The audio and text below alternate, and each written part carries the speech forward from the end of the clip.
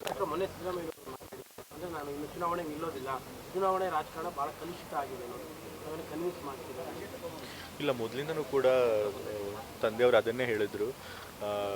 ಅವ್ರು ಮುಖ್ಯಮಂತ್ರಿಗಳಾಗಿದ್ದಾಗಲೂ ಅದೇ ಹೇಳ್ತಾ ಇದ್ರು, 2028 ಚುನಾವಣೆಯಲ್ಲಿ ನಾನು ನಿಲ್ಲೋದಿಲ್ಲ ಅಂತ.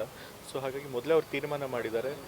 ಅವ್ರ ತೀರ್ಮಾನಕ್ಕೆ ನಾವೆಲ್ಲರೂ ಗೌರವ ಕೊಡೋದು. ಯಾಕಂದ್ರೆ ಅವ್ರ ಅಭಿಮಾನಿಗಳು ನಿಲ್ಲಬೇಕು ಅನ್ನುವಂಥ ಪ್ರೆಷರ್ ಕೂಡ ಇದೆ. ಇಲ್ಲ, ಅವರು ಸಕ್ರಿಯ ರಾಜಕಾರಣದಲ್ಲಂತೂ ಇದ್ದೇ ಇರ್ತಾರೆ. ಚುನಾವಣಾ ರಾಜಕೀಯ ಬಿಟ್ಟರು ಕೂಡ ಸಕ್ರಿಯ ರಾಜಕಾರಣದಲ್ಲಿ ಇದ್ದೇ ಇರ್ತಾರೆ.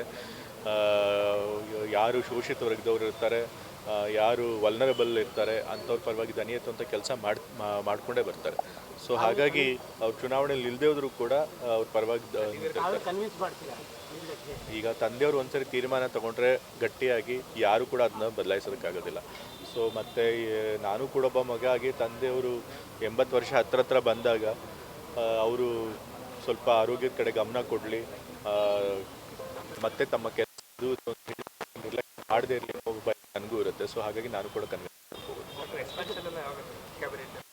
ಈಗಾಗಲೇ ಇವತ್ತು ಸಾಯಂಕಾಲಕ್ಕೆ ಹೈಕಮಾಂಡ್ ಅವ್ರು ಕರೆದಿದ್ದಾರೆ ಎಲ್ಲ ಲೀಡರ್ಗಳನ್ನು. ಮುಖ್ಯಮಂತ್ರಿ ಆದಿಯಾಗಿ ಎಲ್ಲ ವರಿಷ್ಠರು ಕೂಡ ಹೋಗ್ತಾರೆ, ತಂದೆಯವರು ಕೂಡ ಹೋಗ್ತಾ ಇದ್ದಾರೆ.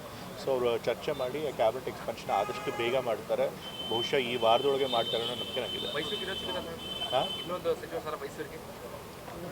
ಅಫ್ಕೋರ್ಸ್ ಎಷ್ಟೊಂದು ಜನದ ಹೆಸರಿದೆ. ನಮ್ಮ ಮೈಸೂರಲ್ಲೂ ಕೂಡ ದೊಡ್ಡ ದೊಡ್ಡ ಲೀಡರ್ಗಳಿದ್ದಾರೆ.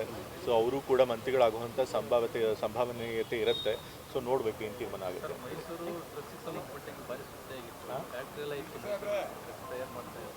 ಅಫ್ಕೋರ್ಸ್ ಸ್ವಲ್ಪ ಡ್ರಗ್ ಮೈನಸ್ ಅಂದು ಮೈಸೂರಿರೋದಂತೂ ನಿಜ, ಅದನ್ನು ಯಾರೂ ಅಲ್ಲಗೆಳೆಯೋದಕ್ಕಾಗೋದಿಲ್ಲ.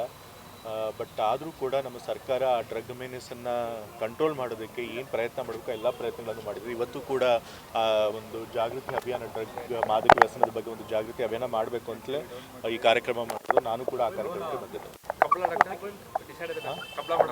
ಕಂಬಳ ಇನ್ನೂ ಪೂರ್ತಿ ತೀರ್ಮಾನ ಮುಖ್ಯಮಂತ್ರಿಗಳು ಹೇಳಿಲ್ಲ, ಬಟ್ ಸಿದ್ಧತೆ ಮಾಡ್ಕೊಳ್ತಿದ್ದೀವಿ. CM ಅವ್ರು ಸಿಗ್ನಲ್ ಕೊಟ್ಟರೆ ಕಂಬಳ ಕೂಡ ನಡೆಯುತ್ತೆ.